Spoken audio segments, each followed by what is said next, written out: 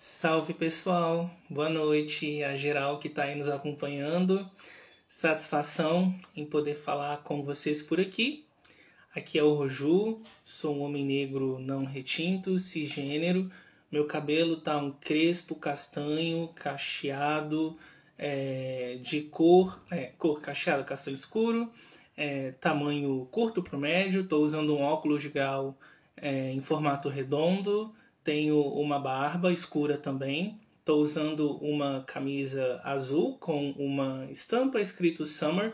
Atrás de mim tem uma parede de cor neutra e alguns nichos afixados com livros em exposição e outros objetos também.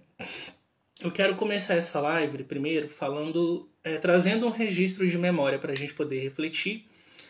O registro de memória que eu gostaria de trazer é de que no dia 4 de outubro de 1852 dava início ao julgamento de 11 réus, membros da Liga Comunista, apontados de terem participado da Revolução Alemã de 1848, que foi uma revolução que carregou consigo ali pautas liberais, democráticas, como liberdade de expressão, um Estado-nação para a Alemanha, também pautas de liberdade política e também algumas demandas que foram se radicalizando por meio da inserção dos trabalhadores, como melhores condições de vida e de trabalho também.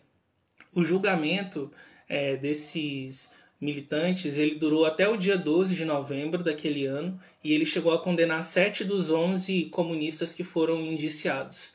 E esse julgamento ele é um marco, para a expressão da criminalização das lutas sociais e também do movimento comunista organizado na Alemanha, com o qual é sempre relevante a gente rememorar, esses processos aí e saudar a luta dos comunistas no mundo inteiro, em todas as gerações. Feito esse registro, bora para o tema de hoje. Hoje nós temos a nossa última conversa para essa temporada do quadro Eleições e Conjuntura. O título da conversa hoje é: existe voto útil capaz de derrotar a extrema-direita nas eleições em Belo Horizonte? Esse é o tema central.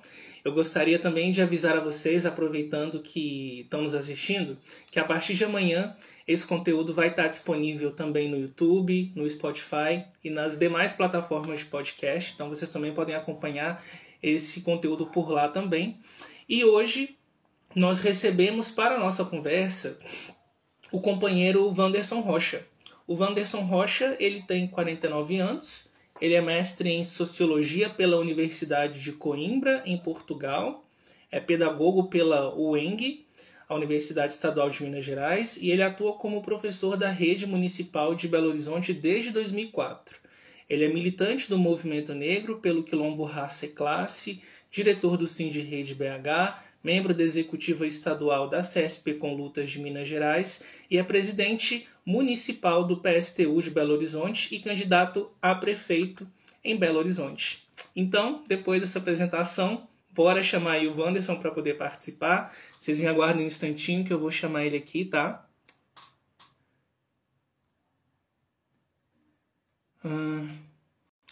Eu achei o perfil do Wanderson, mas eu não consegui convidar ele.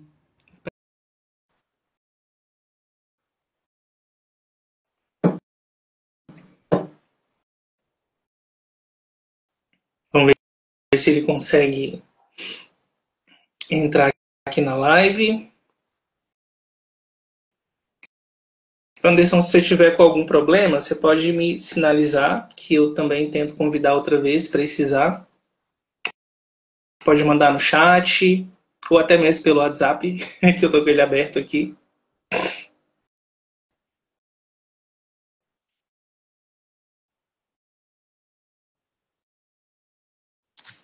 Aqui tá aguardando o convite, peraí. Aceitar. Acho que agora vai dar certo, gente.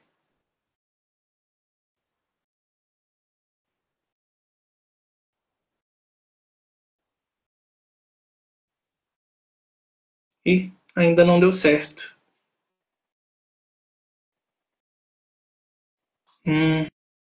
Vamos continuar tentando, gente. Nem que a gente comece de novo.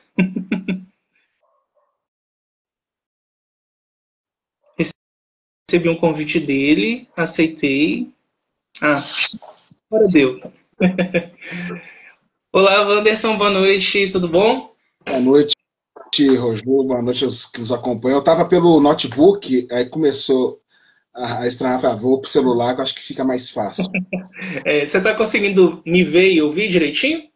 Sim, sim, tá dando para escutar e ver tranquilamente. Ah, perfeito. E como que estão as coisas por aí?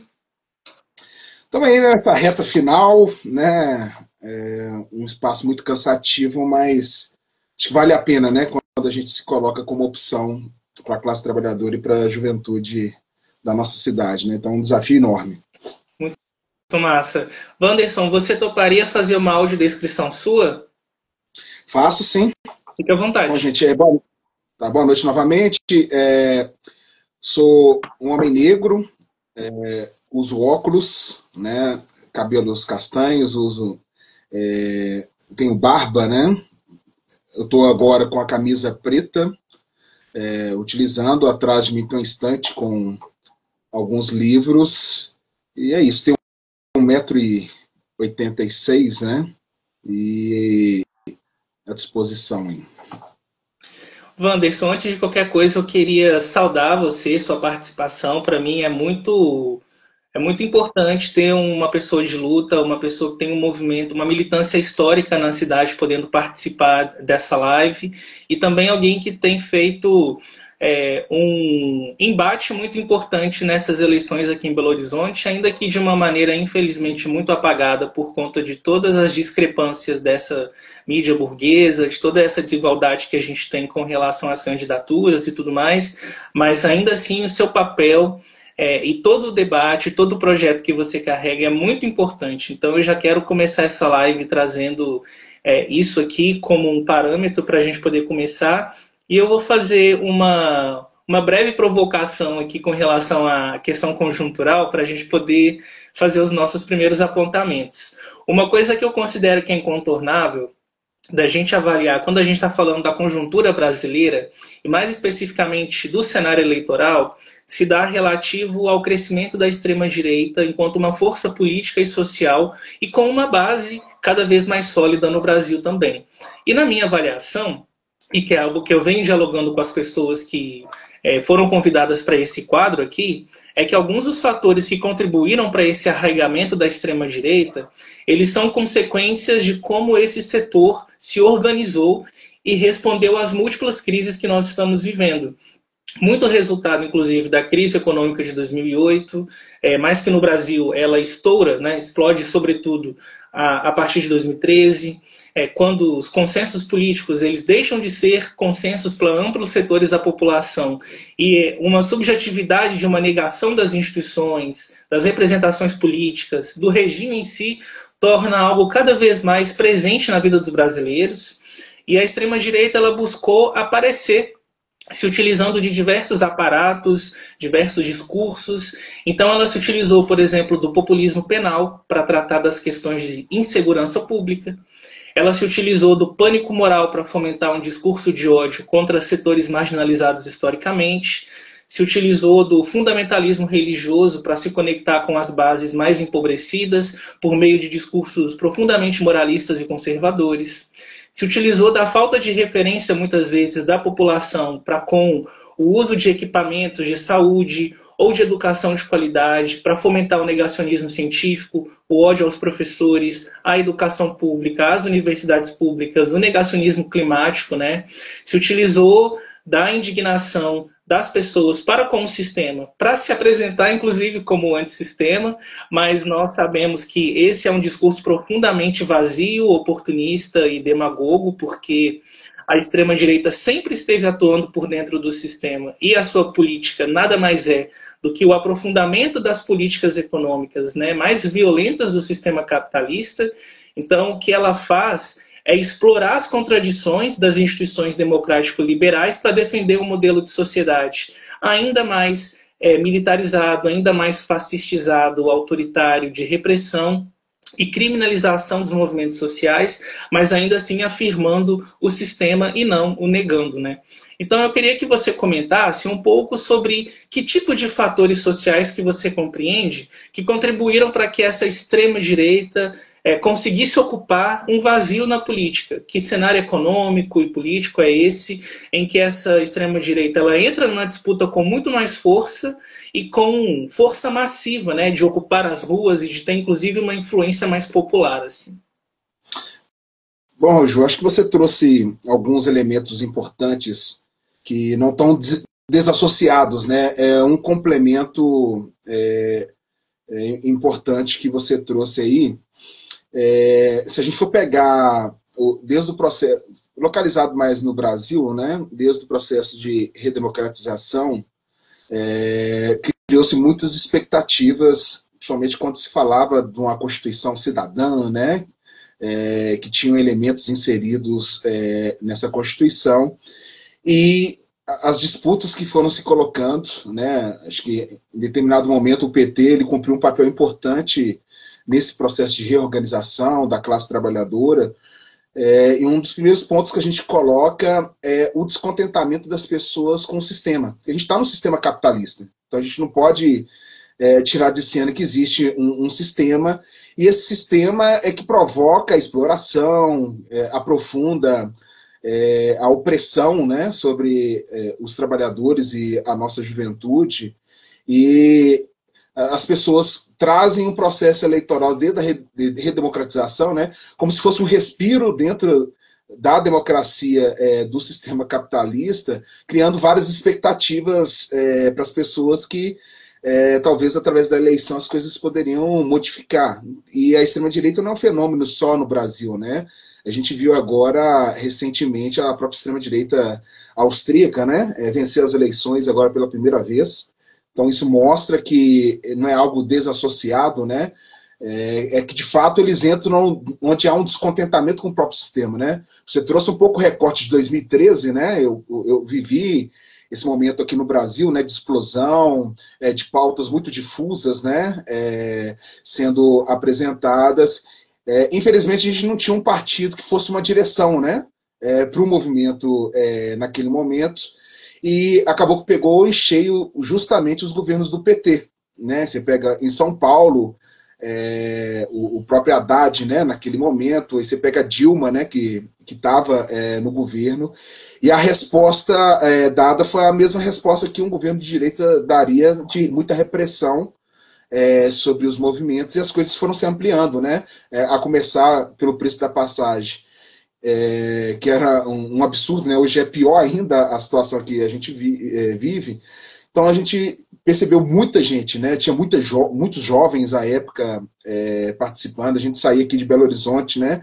Na parte mais central, seguia a Avenida Antônio Carlos, porque a gente está no período da Copa, né, pré-Copa, vamos dizer assim, e as pessoas de fato começaram a enxergar que, poxa, a gente está num processo de pessoas passando fome no país, né, um processo de desigualdade absurdo, aí vem todo o investimento de milhões durante a Copa, e a gente viu que praticamente não teve um legado que de fato desse um retorno aos trabalhadores e à nossa juventude. Então, a gente parte daí, de um descontentamento com o próprio sistema. Porque o que a gente vem percebendo ao longo do processo, as concessões agora tendem a ser muito menores do que quando teve o governo Lula 1, né, com o processo das concessões. E a resposta ao descontentamento temos algumas explosões sociais em alguns momentos. Como o governo do PT, à época, né, não conseguiu dar, de fato, uma saída, né? Ele não é um partido revolucionário, nem tampouco um partido socialista. As coisas foram desaguando e surgem elementos como o Bolsonaro, né? Que, como você disse, é um discurso contra o sistema, mas uma pessoa que já estava há mais de 30 anos na política, né? Sobrevivendo no baixo clero, vamos dizer assim, mas que achou uma saída e vazão de descontentamento. Parte do que a gente coloca de elemento que traz um atraso na consciência da classe trabalhadora são os governos de conciliação de classe. Né? Porque eles saem, entram no governo, criando várias expectativas junto aos movimentos e não conseguem dar resposta mais imediata para o trabalhador. Então, cresce um descontentamento quando esses governos entram, porque quando entram acabam aplicando medidas em nome de se manter um ajuste fiscal, né? Para dialogar com o próprio sistema financeiro, né? Então, o Lula, quando ele entra, vamos dizer assim, o crachá dele era o crachá de um empresário, como vice, à época, um empresário mineiro, para dar o aval, e além dele ter feito uma carta, né, pública para dizer assim, olha, não vou, de forma alguma, atrapalhar o sistema, né?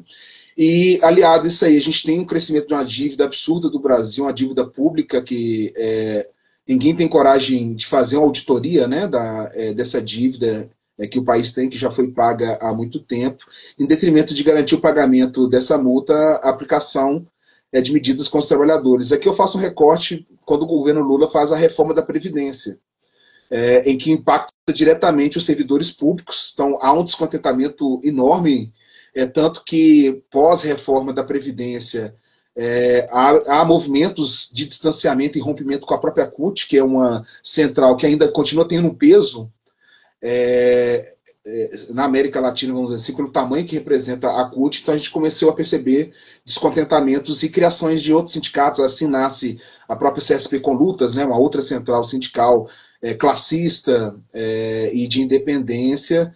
A gente vê o próprio Andes, aquele momento também, saindo da própria CUT e rompendo e depois vindo para a CSP com Lutas. Então, o que a gente diz é que esses governos de conciliação de classe, eles fazem um atraso na consciência da classe trabalhadora, e acaba que o trabalhador, depois dessas experiências, né, de fato começa a ter um rompimento. E o que você disse também, um crescimento aí do movimento neopentecostal, né, que isso, nós temos familiares nossos, né, as pessoas são ganhas, justamente no momento de crise que você não vê outras opções, as pessoas acabam enxergando, acreditando em um outro ser, né, que talvez possa melhorar a sua vida e criar expectativas disso aí.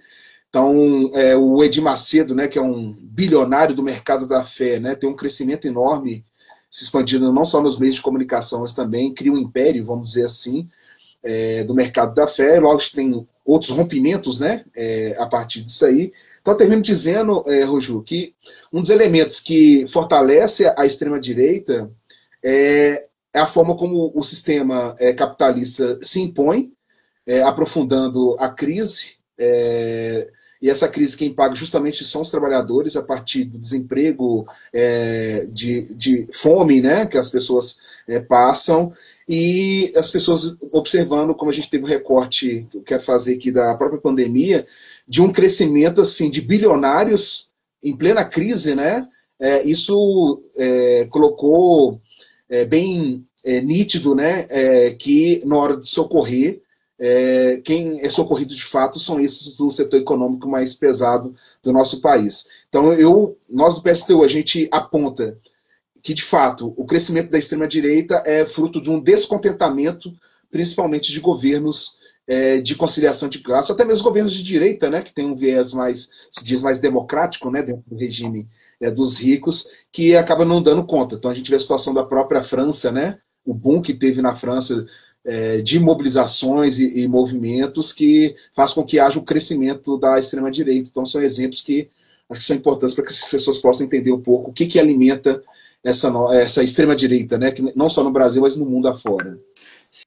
Sim, eu acho interessante você falar sobre e destacar essa questão da política de conciliação de classes, porque a eleição do Partido dos Trabalhadores à presidência da República, a primeira eleição, ela é um marco histórico no sentido da expectativa popular, né? Assim, chega um cara do sindicato que vai ali assumir aquele lugar e tem toda uma expectativa ali popular de que uma série de políticas que vão ajudar na autoemancipação da classe trabalhadora vão começar a ser adotadas. Mas, na verdade, o que a gente foi percebendo historicamente é uma continuidade das políticas de neoliberalismo. Então, das políticas de arroxo, das políticas de ajuste fiscal, das políticas de austeridade. E como você mesmo trouxe, né, essas políticas elas são uma chancela para que a classe trabalhadora, ainda que inserida numa sociedade de consumo, ela se endivide cada vez mais, ela pague pela crise que está sendo colocada, dos ajustes, sofra os cortes maiores, né, enquanto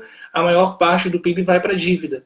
Então, acho que é uma reflexão muito importante, inclusive, para entender como que essa população foi se indignando, amplas camadas da população foram se indignando cada vez mais com esses setores, assim. E puxando um pouco esse gancho sobre a indignação, a frustração, eu queria falar um pouco sobre o nosso cenário das eleições municipais em BH, que é um pouco esse quadro, né, assim.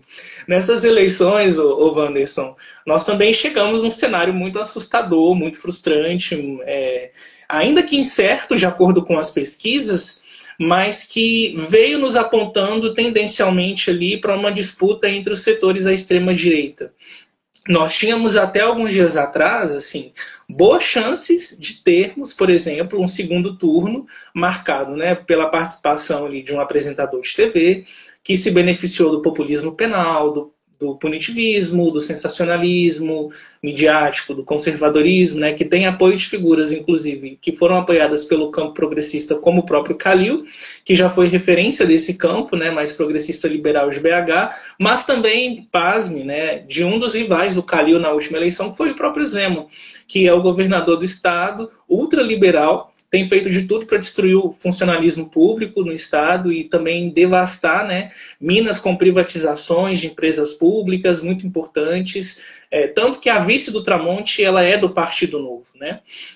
Então, além disso, nós temos também a possível figura do Bruno Engler, bolsonarista, que defende a ditadura militar, faz um discurso meio coach pró-empreendedorismo na sua campanha, é uma caricatura também do bolsonarismo e representa esse bolsonarismo caricato nessa disputa, né? Mas mesmo assim, mesmo com essa tendência que foi sendo apresentada para a gente nas últimas semanas e tudo mais, é um cenário incerto. As pesquisas foram indicando uma quebra cada vez maior nas pontuações entre as candidaturas da direita, de tal maneira que nós já chegamos a um empate técnico, né, entre o Tramonte, o Engler e o Fuad, enquanto a esquerda ela foi pontuando cada vez menos também.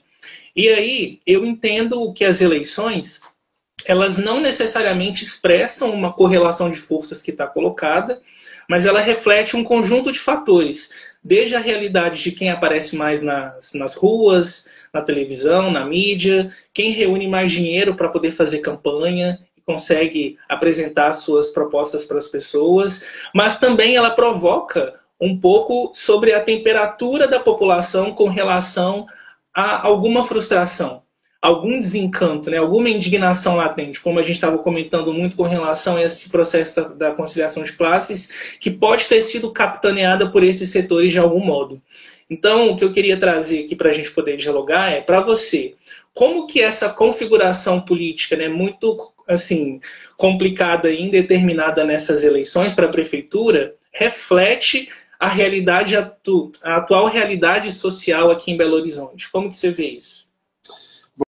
Bom, primeiro, Roju, a gente do PSTU, a gente fez um programa que esse ano, comparado aos últimos programas eleitorais, né, foram mais de 100 páginas, com estudos, né, fazendo a construção da composição social da cidade. Então, quem aqui não teve acesso ainda, a gente até organizou uma espécie de uma cartilha, né, para tentar facilitar um pouco o entendimento, em que esse ano a gente tentou traduzir um pouco, a gente sempre fala dos capitalistas, né, que comandam a cidade, a gente procurou esse ano traduzir em bilionários e a gente conseguiu colocar um hall de quais seriam esses bilionários, aqui no caso de Belo Horizonte, né, que são 18 bilionários, que vão dentro do setor, banqueiros, né, donos de emissoras de TV, de rádio, donos até de time de futebol da nossa cidade, pessoal ligado à saúde privada, né, como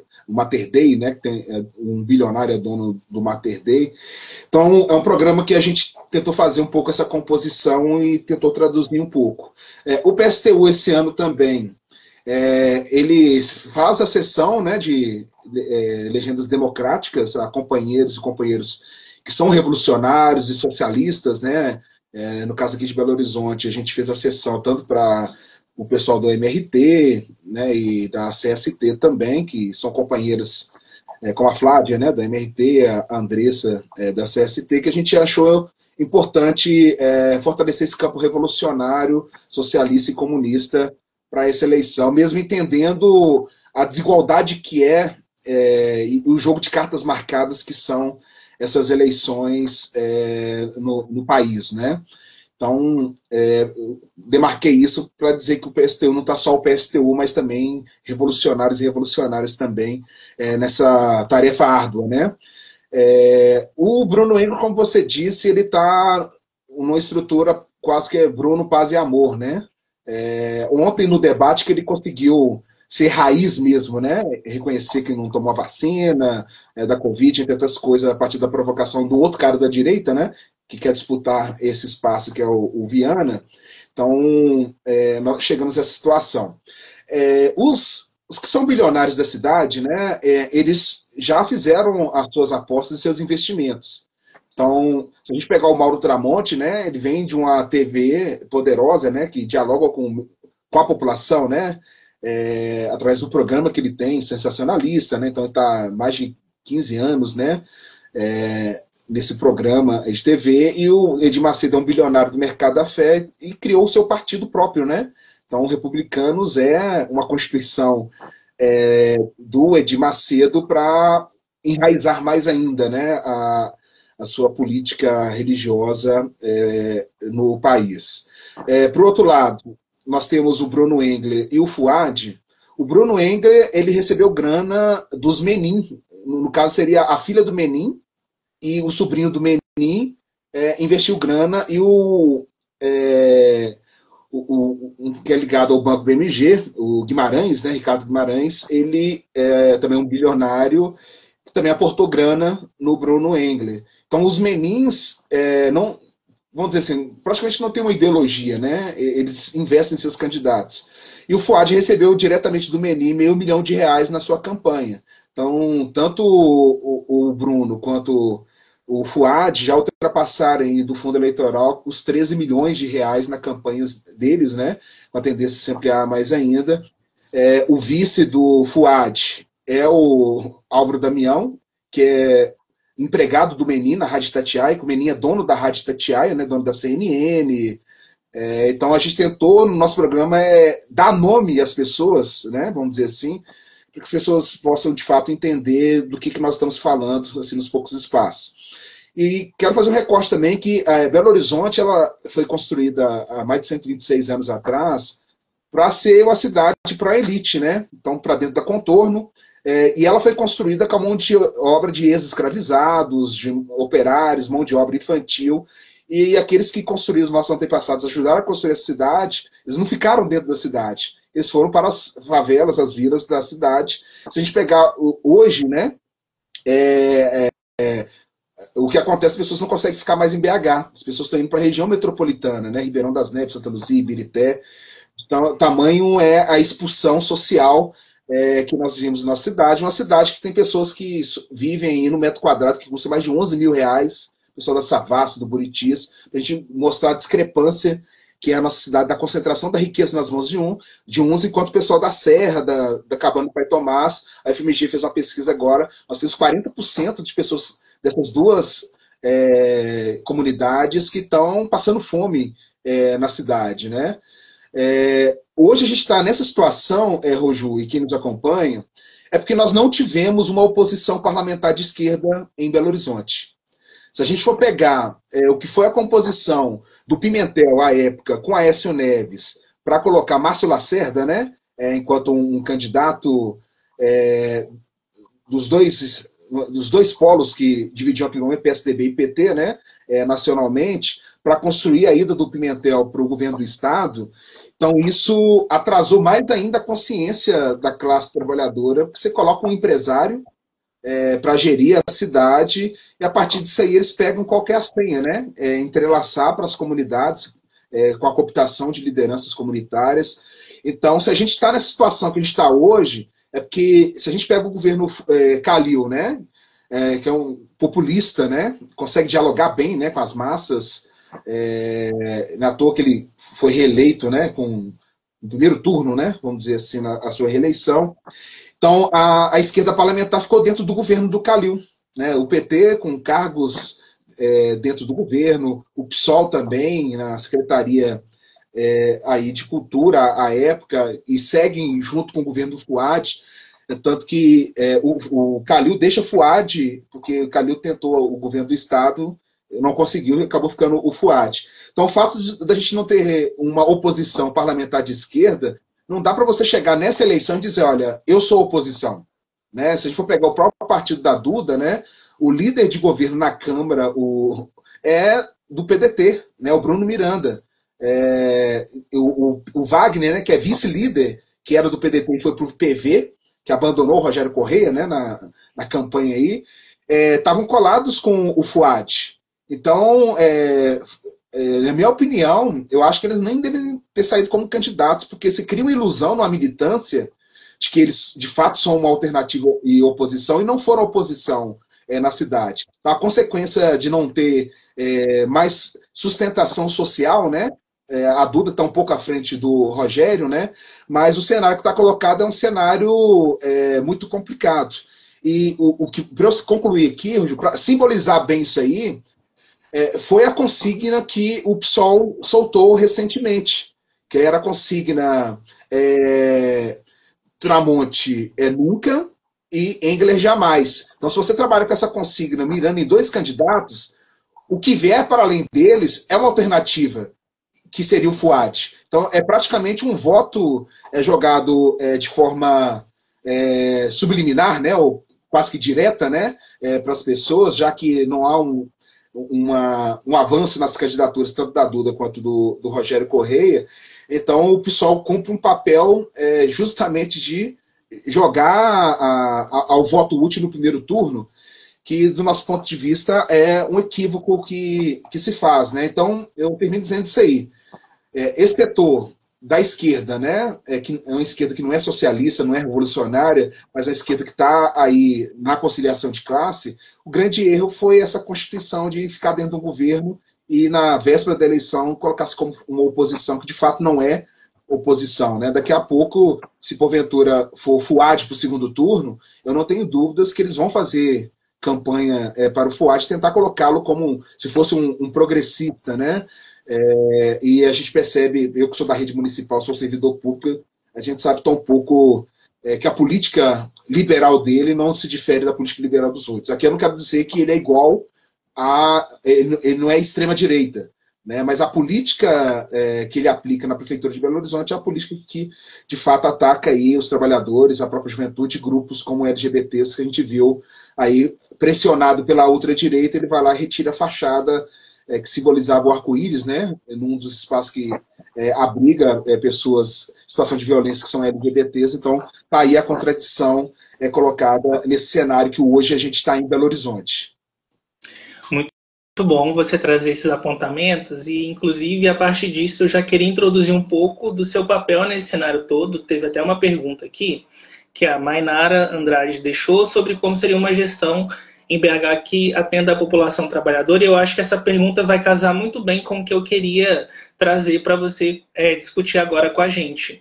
Porque se as pesquisas elas apontam para um fortalecimento da extrema-direita na cidade, uma decadência dessas esquerdas progressistas, reformistas, e uma dificuldade, ao mesmo tempo, de candidaturas socialistas conseguirem apresentar os seus projetos para a população, que papel que uma candidatura como a sua pode cumprir nesse cenário, num cenário onde, como você trouxe, o que boa parte da nossa esquerda consegue apresentar à população é um rebaixamento político, dizendo que a única saída possível é o voto útil no Fuad, por exemplo, que para além de ser um inimigo do meio ambiente, é também um cara que considera o golpe de 64 uma revolução, né? Qual é o sentido para você em disputar a prefeitura com tudo isso que está colocado e no que o seu projeto ele se diferencia do que está em evidência nessas eleições aí? Bom, Mainara, né? Isso. Bom, primeiro assim, nós do PSTU a gente vivia uma semi-clandestinidade, né? A gente, diante das reformas eleitorais que ocorreram e, de fato, a escolha que a imprensa faz, né? O que ela vai publicar ou não. Então, isso nos dificultou muito, né? Assim, representar o partido não é fácil, né? Porque você lida com milhares de pessoas em alguns espaços, aí vem o nervosismo, né? O primeiro debate até eu fiquei um pouco nervoso, né? Diante das câmeras lá, mas a gente procurou passar um pouco essa mensagem. Primeiro, se não tiver uma mobilização da população, né, do povo trabalhador, as coisas não vão mudar. Por isso que a gente aponta a necessidade de conselhos populares. Nós temos hoje um orçamento da prefeitura que a previsão dela é de chegar a 20 bilhões de reais. No estudo que nós fizemos, Belo Horizonte, o PIB de Belo Horizonte é de 105 bilhões de reais. Então, assim, é muita grana de uma cidade que é considerada a quarta cidade, né? Com um PIB desse tamanho de 105 bilhões de reais, e um orçamento da prefeitura que 4,8 bilhões dele é voltado para escoar para privatização e terceirização na nossa cidade. Então, assim, era em 2019 2,4 bilhões, chegou agora para este ano 4,8 bilhões de reais do dinheiro público para enriquecer aí os bilionários da nossa cidade, as empresas e organizações sociais. Então, assim, nós, pessoas, a gente aposta muito em conselhos populares. O Bernardo Cerdeira, que é um militante nosso do PSTU, ele fez uma cartilha explicando um pouco os conselhos populares, né? Porque é isso, se a gente não se organiza para construir poderes que a gente poderia chamar de poderes paralelos, né? Porque se você tem um povo que se organiza e consegue perceber que tem que decidir os rumos do orçamento da cidade, que o orçamento é uma decisão política, né? O governante que se elege ali, ele faz a sua decisão política para onde que vai ser o orçamento, né? Não tem investimento necessário na valorização dos serviços públicos e dos profissionais, em detrimento a ter parcerias público-privado, ampliar o processo de terceirização. Por isso que a gente propõe, mesmo diante do cenário, né, pouco provável, quase que inviável, né, de assumir a Prefeitura de Belo Horizonte, a mensagem que a gente deixa é a necessidade do povo se organizar. Porque desde a redemocratização do país, as pessoas foram ensinadas a ter um salvador da pátria, eleger alguém, e esse alguém que vai mudar a nossa vida. E passou a eleição, entre a eleição, a gente viu que isso foi uma furada. Foram tímidas as proposições feitas pelo PT, né, com os orçamentos participativos, mas que era uma disputa de uma fração do orçamento mínima, em que colocava os bairros para disputar se era melhor ter um posto de saúde ou ter uma escola, né? Então isso não ajuda muito no avançar. A ideia é você pegar todo o orçamento e esse orçamento ser definido e decidido via conselhos populares que são temáticos. Aí você vai ter conselho da cultura, conselho da educação, conselho da mobilidade. Então esses conselhos vão ter a participação dos usuários e também a participação dos trabalhadores e especialistas, né, que eles sim podem dizer, de fato, como deve ser gerido de forma mais adequada o orçamento. Então, eu sou candidato à prefeitura e a Andréia é minha candidata a vice, né? Ela é trabalhadora da rede municipal e da rede estadual também, é professora.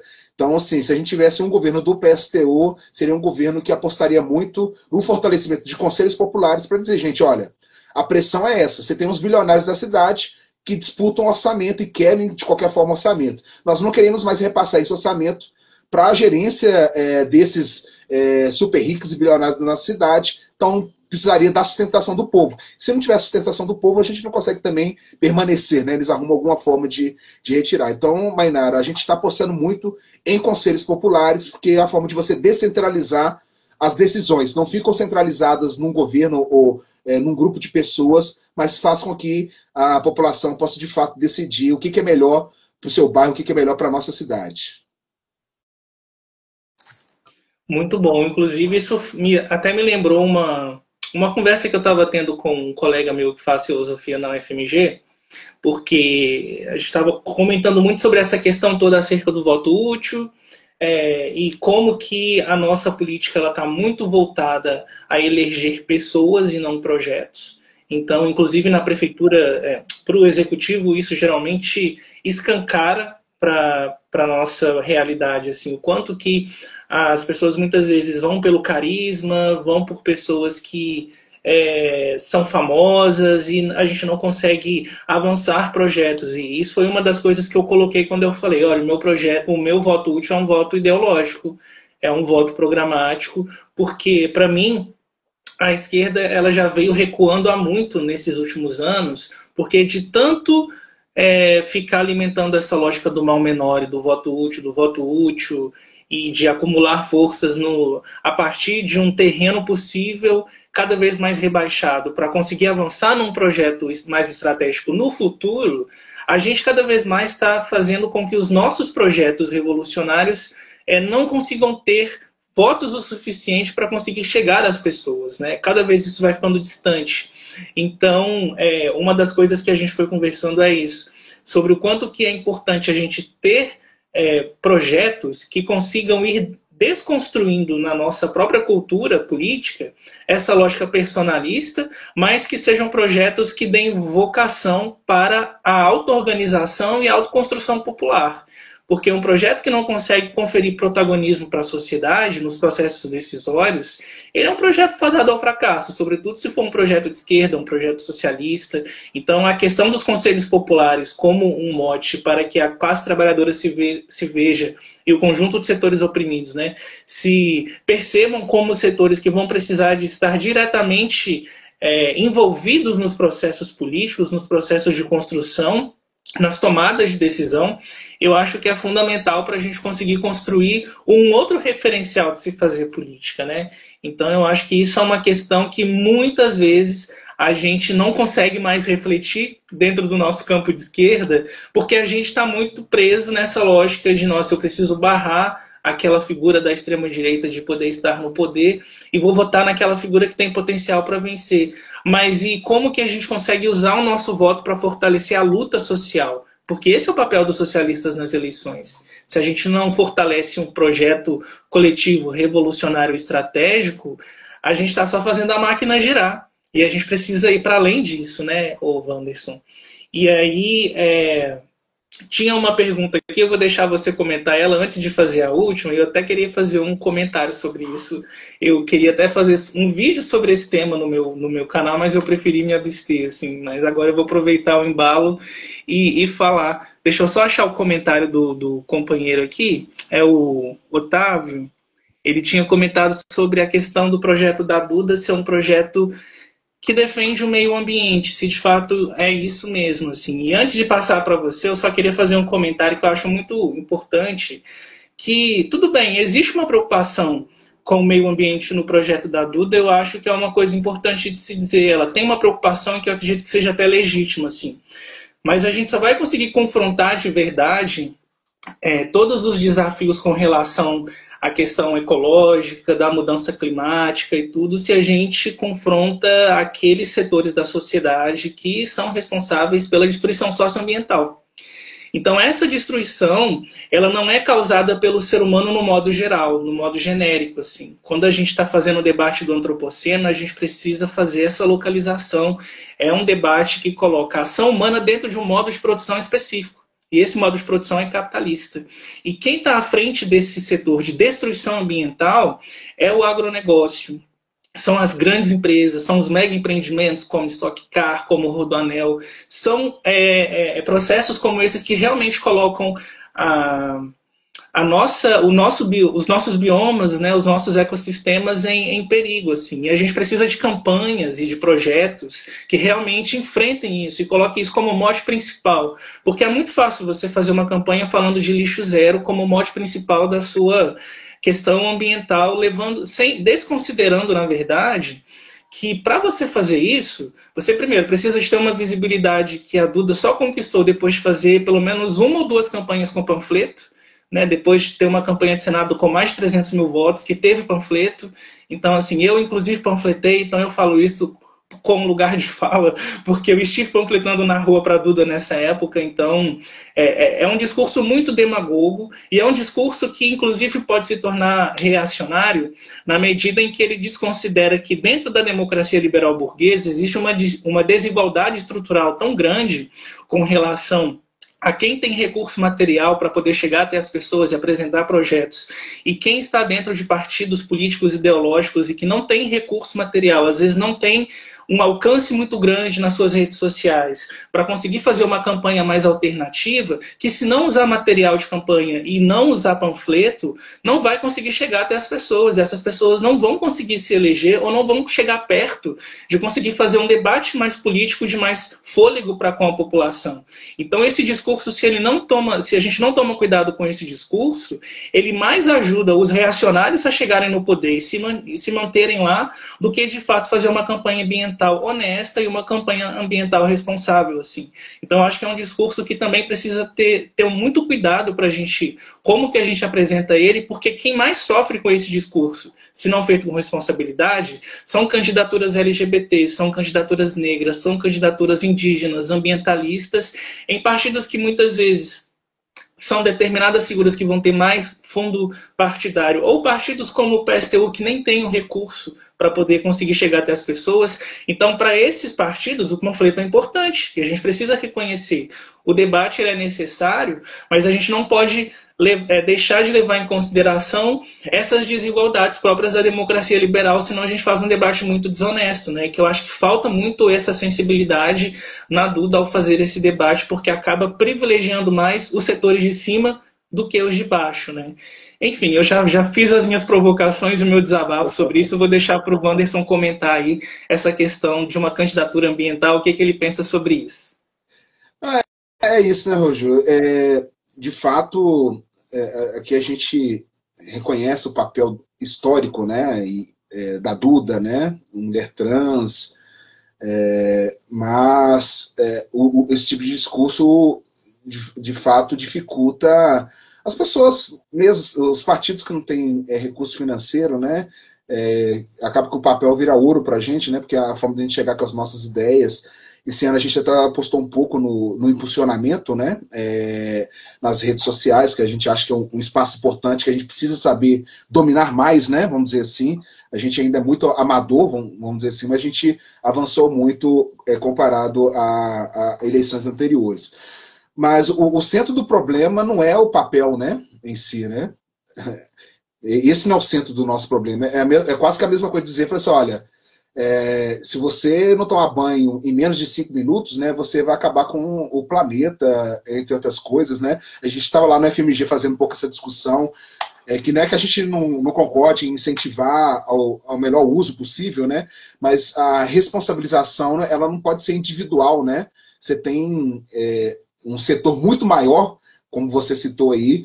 Então, a gente tem a própria indústria, né, a indústria da moda, o tanto que lança aí de rejeitos, né, impactando o meio ambiente, a maneira absurda. Então, esse é um cenário. A própria mineração, né, da forma como a mineração é hoje no nosso país, que é a mineração predatória, a mineração que faz cálculos, que ela sabe que tem condições das pessoas serem atingidas, serem mortas, né, então eles já fazem um cálculo para isso aí, como aconteceu em Brumadinho.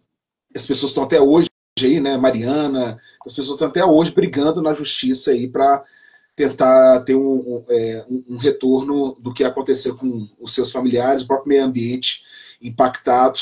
E o centro não é só a Serra do Curral, né? Que às vezes as pessoas falam assim, só a Serra do Curral.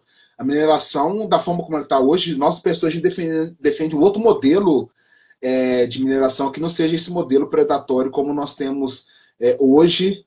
A gente concorda que não tem que ter mais mineração ali na Serra do Curral, que virou só um cartão postal que daqui um pouco as coisas vão se desmanchando, né? Porque do outro lado é tudo oco, né? Vamos dizer assim, tamanho a agressão que foi feita com o meio ambiente. Mas se a gente for discutir, quem que dá a concessão às mineradoras? Né? A concessão ela advém do governo federal e do governo estadual. Então, o governo federal ele poderia ter uma ação mais efetiva, até mesmo de cancelar as concessões que foram dadas para essas empresas, porque senão você fica numa guerra judicial, né, em que você ganha liminar, perde, né, eles têm um poderio, vamos dizer assim, jurídico absurdo. Então, resolveria o problema o governo federal falou, olha, chega, acabou, tira a concessão, agora vamos estatizar a mineração agora para essa riqueza ficar à disposição do povo trabalhador, né, e não para enriquecer aí os acionistas, né, as pessoas que nem moram aqui também no nosso país. Então você pega essa indústria da moda, pega a mineração, é gritante, né? O próprio petróleo, né? A Petrobras hoje, a forma como querem avançar, né?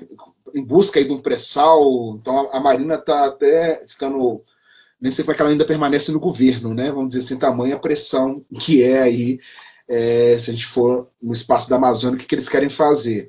Do outro lado, a gente tem o agronegócio, né? Que o agronegócio, o governo federal, porque as pessoas não acompanhem, né? Ano passado, repassou 300 bilhões de reais para o agronegócio, esse ano na previsão de 400 bilhões de reais. E nada de pensar no investimento massivo na agroecologia, né?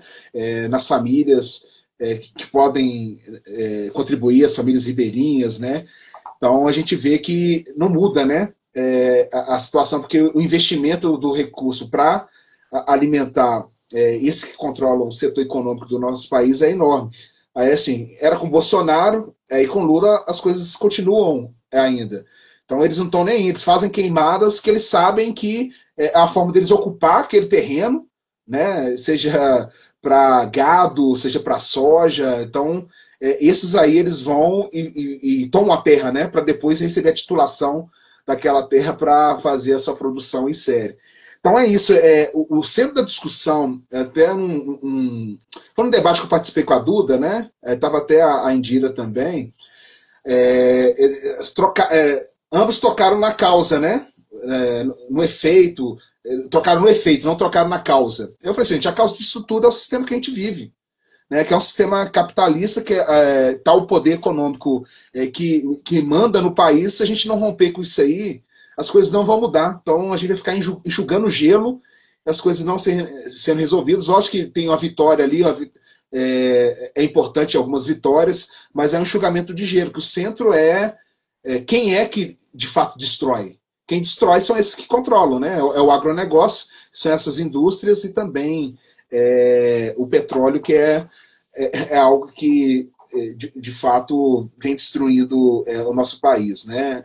Principalmente o meio ambiente. Então, um pouco isso aí. Acho que a Duda ela tem um papel importante, mas ela vai ali no efeito e não na causa de tudo, né? Então, por isso que nós do PSTU a gente procurou falar de onde que surge isso tudo, né? As coisas não têm neutralidade nenhuma, porque senão você mira numa coisa que não é aquilo de fato, né?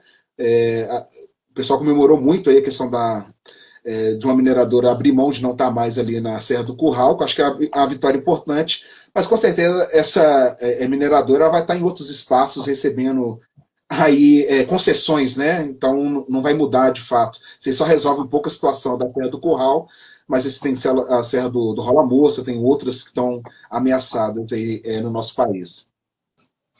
Perfeito. Acho que uma das coisas que diferencia nesse debate é justamente fazer um debate anticapitalista, um debate que não se foca na questão da culpabilização individual ou apenas de fazer créditos com relação a como as empresas elas vão agir com o meio ambiente, mas é um debate estrutural, é um debate sobre como a sociedade se conforma, sobre como é a forma de produção e como ela é devastadora para toda a nossa realidade ecológica, toda a nossa integração com a natureza. Então, assim, um debate partindo de uma perspectiva socialista, ele é muito importante para a gente realmente ter uma alternativa ambiental, né? Que eu acho que, no caso da Duda, não consegue suprir essas necessidades, né? Que para a gente poder ter um projeto que realmente consiga ser, como ela mesma diz, né, ecocêntrico, que coloque toda a vida no planeta dentro de uma perspectiva que possa ser sustentável, né? E aí, Wanderson, já caminhando para o final, a gente já está com quase 1 hora aí de live. A última questão que eu queria trazer para você é a seguinte: o PSTU ele se afirma como um partido comprometido com a independência de classe, e o que nós estamos acompanhando nessas eleições é uma esquerda bastante recuada no seu programa, cada vez mais adaptada à ordem, como no caso da candidatura progressista, né, representada pela Duda, e também na Frente Ampla, encabeçada pelo PT e pelo PSOL, candidaturas que não se colocam à disposição de um enfrentamento real aos bilionários da cidade, aos patrões, aos mega empreendimentos, mas que se revezam na possibilidade de políticas de conciliação para poder governar. E pelo nosso balanço, inclusive trotskista, né, nós já entendemos que as frentes populares elas tendem a fortalecer ainda mais o lado dos capitalistas e também tendem a preparar o terreno para a ascensão dos fascistas e fundamentalistas do que preparar as condições para uma radicalização das nossas esquerdas e dos setores mais oprimidos também. E nós vivemos uma experiência muito expressiva disso durante os governos do PT, seja aqui em Minas, você trouxe um apanhado muito importante disso na sua fala, sobre como foi essa conformação da esquerda, né, ao longo dos últimos anos aqui em Minas, e também seja a nível federal.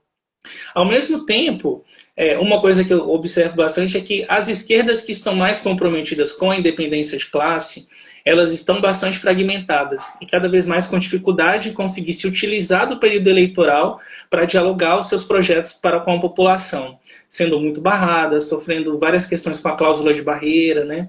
Enfim. E com todo o contexto de crise também do movimento sindical, da capitulação de muitos movimentos populares, nós temos visto o movimento das ruas decair muito nesse último período. E aí eu acho importante ressaltar que algumas expressivas mobilizações recentes aconteceram, que inclusive recuperaram um pouco o fôlego devido ao seu caráter de independência do governo, como se deram as manifestações protagonizadas pelas mulheres contra a PL 1904 do estupro. Mas ainda manifestações com um caráter muito singular frente ao cenário mais geral da esquerda. Assim. Então, num contexto mais geral de desmobilização, a nossa esquerda do campo mais radical e socialista, você acha que ela tem acertado em disputar as eleições por meio de partidos mais isolados, com baixo alcance, às vezes com uma visibilidade cada vez mais apagada? Qual que é a sua visão do que a gente tem enfrentado nesse cenário e o que nós temos condições para poder fazer para tentar reverter essa situação? Bom, sim, o isolamento ao qual nós passamos é justamente pelas legislações que são aprovadas até mesmo por partidos que se dizem progressistas, acabam nos impedindo, né, a cada vez mais de chegar a veículos de massa, né? Então, os espaços são mais reduzidos a o que eu até digo, em certa medida, a gente vive numa semi-clandestinidade, né? For comparar ao que nós vivenciamos hoje. Acho que a maior tarefa que a gente tem, Roju, é ver quais são as estratégias a partir dessa eleição agora municipal, né? Que daqui a 2 anos tem uma nova eleição no país, né? É como a gente tenta ir mais para as periferias, né? Os bairros periféricos da nossa cidade, com projetos que de fato avançam, porque eu sou muito envolvido no campo sindical, né, dos trabalhadores da educação, eu sou uma das lideranças, né, mas a gente vem conversando no PSTU da necessidade da gente, apesar que a gente tem espaço em algumas ocupações, né, a Vanice Portugal, ela ajuda a construir uma ocupação na região do Barreiro, né, são 2 ocupações que a gente está, mas deve ver formas de ampliar para chegar a mais pessoas, né? Mas esse sistema, a tendência desse sistema capitalista, de fato, é nos espremer, essa confusão que as pessoas fazem, né? Ao ver uma bandeira vermelha, lá o PT, né? Aí como é que você vai fazer a diferenciação? Fala assim, não, aqui não tem conciliação de classe, aqui é um partido independente. Aí nessa eleição, eu procurei frisar muito isso aí. Se eu não me engano, nos espaços públicos, eu fui praticamente a única candidatura socialista e revolucionária que falou do governo Lula. Infelizmente, as outras candidaturas não tocaram. Não é que a gente tem que comparar o governo Lula a Bolsonaro. Eu tentava ao máximo dizer, olha, o que é o papel da ultradireita, que é nefasto e não tem que retomar mais ao poder, né? Mas também o papel que o PT cumpre de atrasar a consciência da classe trabalhadora. Então, das candidaturas socialistas, eu fui o único que procurei falar, dentro dos limites que a gente tem de tempo, né, para se diferenciar. Por que a gente é uma candidatura independente e classista, né? É uma candidatura de oposição de esquerda ao governo Lula. Porque é isso, você não acaba com o fascismo numa eleição. Então, um erro que o setor da esquerda coloca, não, tem que acabar com fascismo, né? Acaba gerando para algumas pessoas a expectativa que vai ser a eleição que você vai derrubar o fascismo. Não é com a eleição que você acaba com o fascismo. Foi importante ter derrotado Bolsonaro? Sim, foi importantíssimo ter derrotado Bolsonaro, mas a ultradireita não foi derrotada, né? Ela ainda permanece em nosso país, e Belo Horizonte é um exemplo disso aí, né? Nós temos 3 candidaturas, uma candidatura raiz, né, que é a do Bruno Engler. O Tramonte é desse setor conservador, representa uma igreja conservadora e também uma TV, e o vice do Fuad, o Álvaro Damião, é alinhado com esse setor conservador. Ele foi um dos defensores do Escola Sem Partido na Câmara Municipal. Então nós temos 3 candidaturas que têm elementos da ultradireita inseridos nelas, né? Umas com maior radicalidade e outras com menor radicalidade. Então, para eu terminar, acho que o desafio nosso do socialista revolucionário, assim, a gente precisa, pós-eleição, conversar, né? Para ver o que seja possível, principalmente na conjuntura nacional, que acho que vai nos exigir mais, né?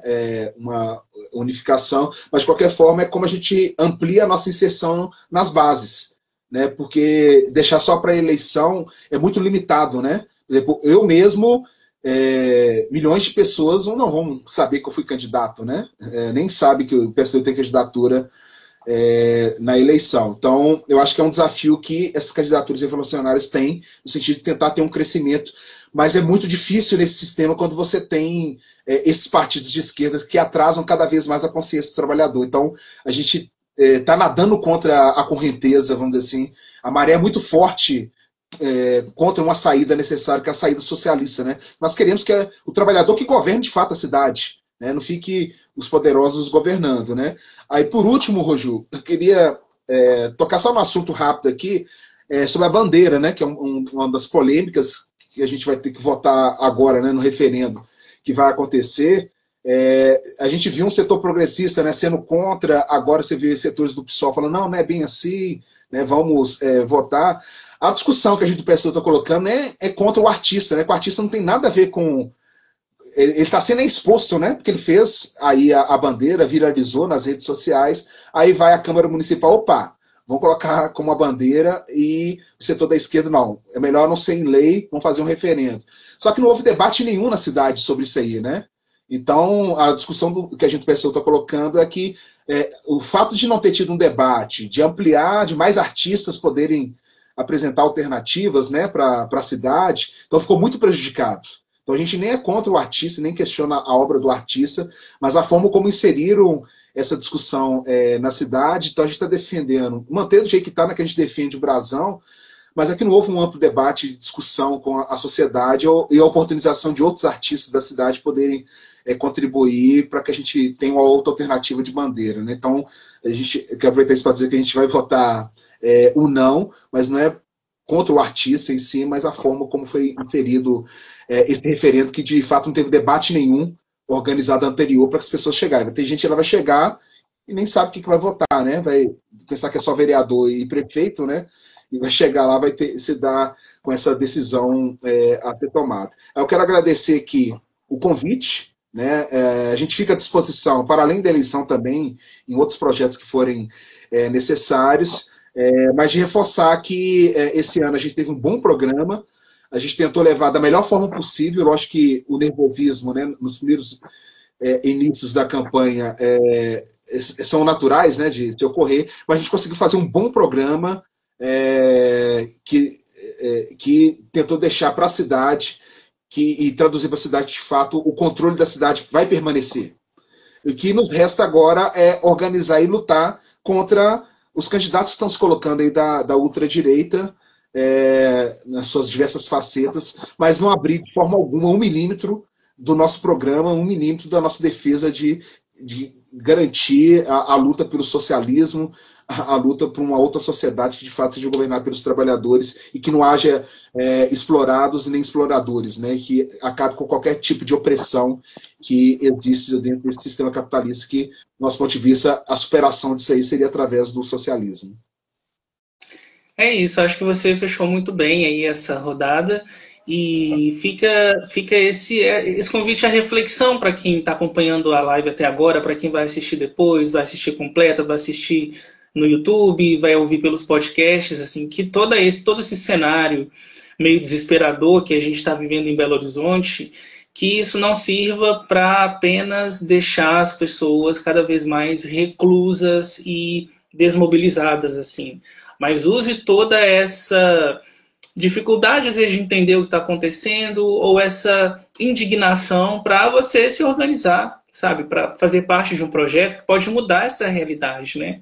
Porque quanto mais a gente se aproxima de uma maioria social, mais próxima essa realidade está para a gente. Então é muito importante que a gente não reduza a possibilidade de intervir na política num processo eleitoral, sabe? Ainda que a gente vote num projeto revolucionário, ainda que a gente deposite o nosso voto de confiança num projeto para a cidade que faz sentido para a vida que a gente gostaria de viver, mas que a gente entenda que faz parte também a gente se envolver mais diretamente nisso. E um primeiro passo para isso é ter essa consciência e dar vazão a ela por meio da organização política, se organizar em um espaço que tenha essa perspectiva de independência de classe, que tenha uma perspectiva de uma orientação política estratégica revolucionária também. Isso é muito importante. Então fica esse convite também, né, para que a gente nunca tome o período eleitoral como um período apenas para a gente eleger alguém que vai fazer políticas públicas que vão ser limitadas pela máquina do Estado depois,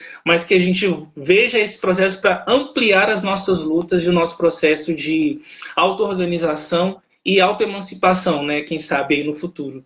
Então, gente, fica aí esse convite para o Wanderson. Fica o meu agradecimento muito grande. Novamente falo do prazer que foi poder conversar com você.